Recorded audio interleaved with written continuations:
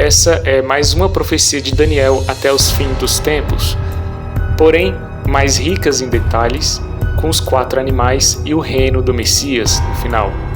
Mas para chegar na conclusão de onde estamos nessa profecia, é necessário fazer o quê? Ler toda a profecia. Então, se vocês estão preparados, então vamos lá. E a profecia começa assim. No primeiro ano de Belsazar, rei de Babilônia, teve Daniel um sonho e visões da sua cabeça quando estava na sua cama. Escreveu logo o sonho e relatou a suma das coisas. Falou Daniel e disse: Eu estava olhando na minha visão da noite, e eis que os 4 ventos do céu agitavam um mar grande. E 4 animais grandes, diferentes uns dos outros, subiam do mar. O primeiro era como leão, e tinha asas de águia. Enquanto eu olhava, foram-lhe arrancadas as asas, e foi levantado da terra, e posto em pé como um homem, e foi-lhe dado um coração de homem. Continuei olhando, e eis aqui o segundo animal, semelhante a um urso, o qual se levantou de um lado, tendo na boca 3 costelas entre os seus dentes. E foi-lhe dito assim: Levanta-te, devora muita carne. Depois disto, eu continuei olhando, e eis aqui outro, semelhante a um leopardo, e tinha 4 asas de ave nas suas costas. Tinha também este animal 4 cabeças, e foi-lhe dado domínio. Depois disso eu continuei olhando nas visões da noite, e eis aqui o 4º animal, terrível e espantoso, e muito forte, o qual tinha dentes grandes de ferro. Ele devorava e fazia em pedaços, e pisava aos pés o que sobejava. Era diferente de todos os animais que apareceram antes dele, e tinha 10 chifres. Estando eu a considerar os chifres, eis que, entre eles subiu outro chifre pequeno, diante do qual 3 dos primeiros chifres foram arrancados. E eis que neste chifre havia olhos, como os de homem, e uma boca que falava grandes coisas. Eu continuei olhando, até que foram postos nos tronos, e um ancião de dia se assentou. A sua veste era branca como a neve, e o cabelo da sua cabeça como a pura lã. E seu trono era de chamas de fogo, e as suas rodas de fogo ardente. Um rio de fogo manava e saía de diante dele. Milhares de milhares o serviam, e milhões de milhões assistiam diante dele. Assentou-se o juízo, e abriram-se os livros. Então estive olhando, por causa da voz das grandes palavras que o chifre proferia. Estive olhando até que o animal foi morto, e o seu corpo desfeito, e entregue para ser queimado pelo fogo. E, quanto aos outros animais, foi-lhes tirado o domínio. Todavia foi-lhes prolongada a vida até certo espaço de tempo. Eu estava olhando nas minhas visões da noite, e eis que vinha nas nuvens do céu como filho do homem. E dirigiu-se ao ancião de dias, e o fizeram chegar até ele. E foi-lhe dado o domínio, e a honra, e o reino, para que todos os povos, nações e línguas o servissem. O seu domínio é um domínio eterno, que não passará, e o seu reino tal, que não será destruído. Quanto a mim, Daniel, o meu espírito foi abatido dentro do corpo, e as visões da minha cabeça me perturbaram. Cheguei-me a um dos que estavam perto, e pedi-lhe a verdade acerca de tudo isto. E ele me disse, e fez-me saber a interpretação das coisas. Estes grandes animais, que são 4, são 4 reis, que se levantarão da terra. Mas os santos do Altíssimo receberão o reino, e o possuirão para todo sempre, e de eternidade em eternidade. Então tive desejo de conhecer a verdade a respeito do 4º animal, que era diferente de todos os outros, muito terrível, cujos dentes eram de ferro e as suas unhas de bronze, que devorava, fazia em pedaços e pisava aos pés o que sobrava. E também a respeito dos 10 chifres que tinha na cabeça, e do outro que subiu, e diante do qual caíram 3, isto é, daquele que tinha olhos, e uma boca que falava grandes coisas, e cujo parecer era mais robusto do que o dos seus companheiros. Eu olhava, e eis que este chifre fazia guerra contra os santos, e prevaleceu contra eles. Até que veio o ancião de dias, e fez justiça aos santos do Altíssimo, e chegou o tempo em que os santos possuirão o reino. Disse assim: o 4º animal será o 4º reino na terra, o qual será diferente de todos os reinos, e devorará toda a terra, e a pisará aos pés, e a fará em pedaços. E, quanto aos 10 chifres, daquele mesmo reino se levantaram 10 reis, e depois deles se levantará outro, o qual será diferente dos primeiros, e abaterá 3 reis. E proferirá palavras contra o Altíssimo, e destruirá os santos do Altíssimo, e cuidará em mudar os tempos e a lei. E eles serão entregues na sua mão, por um tempo, e tempo Mas o juízo será estabelecido, e eles tirarão o seu domínio, para o destruir e para o desfazer até ao fim. E o reino, e o domínio, e a majestade dos reinos debaixo de todo o céu serão dados ao povo dos santos do Altíssimo. O seu reino será um reino eterno, e todos os domínios o servirão, e lhe obedecerão. Aqui termina o assunto. Quanto a mim, Daniel, os meus pensamentos muito me perturbaram, e mudou-se em mim o meu semblante, mas guardei o assunto no meu coração. E agora vamos entender quem são os animais dessa profecia. Ela faz uma alusão clara à antiga profecia de Daniel da estátua. Então, simbolizando o leão, claramente temos o reino da Babilônia. Como a cabeça da estátua de ouro era a Babilônia, o leão com asas também simboliza a Babilônia. E como sabemos, o Império Babilônico foi destruído pelo Império Medo-Persa. Então, o urso com as 3 costelas na boca só pode ser o Império Medo-Persa. Sabemos que o Império Medo-Persa foi derrotado por Alexandre o Grande.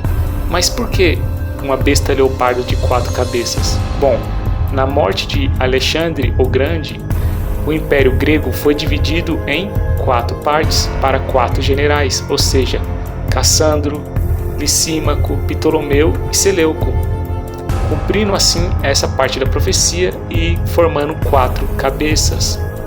E eles dominaram todo o antigo reino da Grécia com rapidez, com destruição e ferocidade, ou seja, o animal que representa eles é a leopardo de 4 cabeças.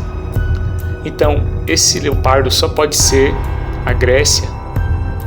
Sabemos que quem derrotou o povo grego foi o povo romano. Então, esse último monstro, o 4º monstro, ele só pode fazer alusão a Roma, porém ele tem mais detalhes. Então tem mais significados que temos que levar adiante. Vamos lá? O primeiro detalhe é que Roma não foi destruída pelos germânicos. Na verdade, os povos germânicos se fundiram a Roma. Ou seja, Roma e os germânicos formaram o Império Romano-Germânicos, que foi do ano de 800 depois de Cristo até 1806 depois de Cristo. Por isso esse monstro é diferente de todos os outros. Porém, teve um fim do Império Romano-Germânico com as guerras napoleônicas. Porém, a França é também um povo germânico, ou seja, até os dias de hoje, os germânicos e romanos ainda reinam, como foi dito na estátua de Nabucodonosor, que os pés da estátua seria de ferro misturado com barro, dando a entender que o Império Romano iria se dividir em países fortes e países fracos, como é a atual Europa. Outro ponto é os 10 chifres, que são os 10 reinos que o monstro está dividido, e são eles: anglo-saxões, Inglaterra, francos, França, visigodos, Espanha, suevos, Portugal, bávaros, Áustria, burgúndios, Suíça, alamanos, Alemanha, vândalos, ilhas italianas e norte da África, lombardos, norte da Itália, ostrogodos, sul da Itália. Outro detalhe são os 3 chifres que caem do monstro, e nasce um com olho e boca para profanar os santos. Quem será esse chifre? Vamos ver? Seguindo essa lógica, temos dentro dessa tabela dos fundadores da Europa os únicos 3 que não existem mais nos dias de hoje: ostrogodos, lombardos, vândalos. Mas o que eles têm em comum com esse chifre que nasce? Vamos ver? O fim do reino ostrogótico começou em 535, quando o imperador bizantino Justiniano decidiu recuperar a Itália para o Império Romano.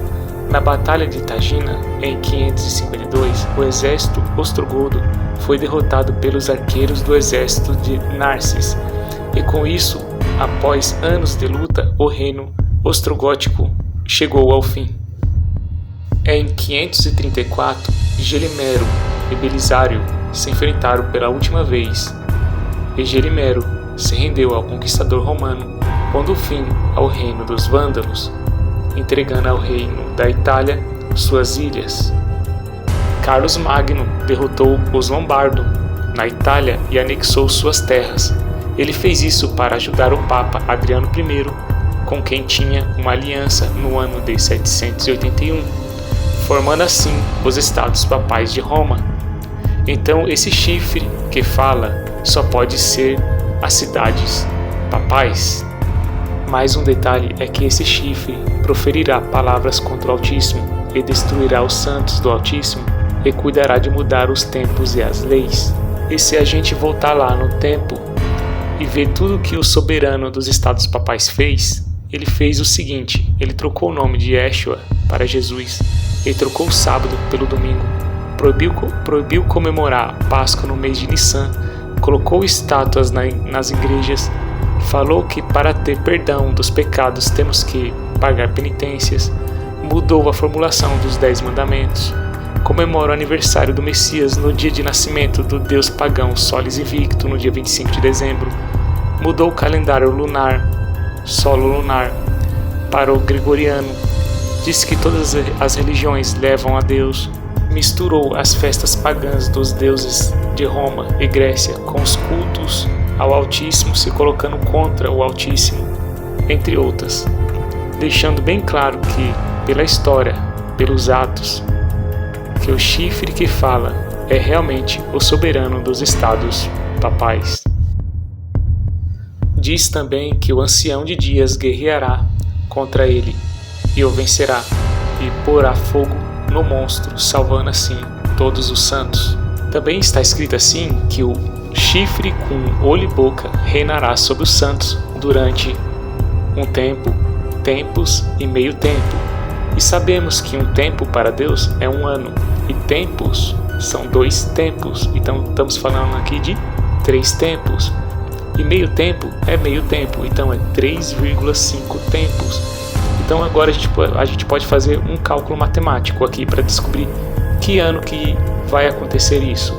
Então 3,5 vezes 12, que é os 12 meses, daria 42.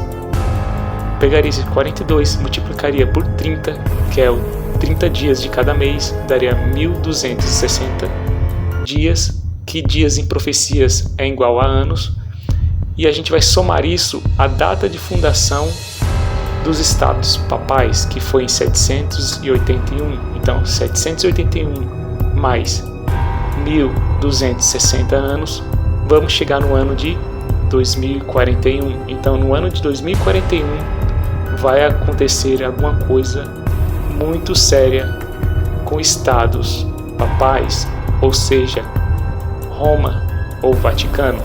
Vamos esperar até lá para descobrir o que será, mas muito provavelmente será uma destruição. Também está dito nessa profecia que após essas coisas, um semelhante a um filho do homem virá nas nuvens e receberá toda a honra, reino e glórias, para que todos os povos o servissem para sempre. Isso aqui é nitidamente uma alusão, uma referência clara, nem alusão é referência clara à volta do Messias. Veja que estamos realmente muito próximo da volta do Messias. Nunca na história estivemos tão próximo. Está tudo acontecendo, faltando apenas a destruição de Roma ou Vaticano e o fim do dinheiro no mundo para a volta do Messias. Digo isso para que todos saibam que a porta está fechando, mas ainda dá tempo de entrar. Busque a Deus e seu Messias antes que seja tarde demais. Dito isso, eu finalizo mais uma interpretação das profecias para vocês e até a próxima.